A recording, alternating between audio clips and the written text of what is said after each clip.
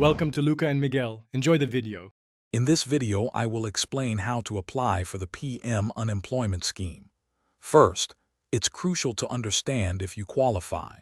You'll need to meet specific eligibility criteria, often related to your work history and reason for unemployment.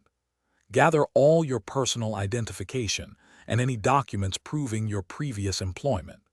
This initial step ensures a smoother application process.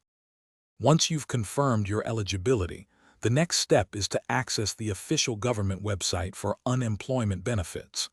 Carefully fill out the online application form, providing all requested information precisely. Remember to upload all your supporting documents digitally as instructed. Taking your time here helps avoid delays in processing your claim. When applying, you'll need several key documents. This includes proof of identity, like a national ID card or passport.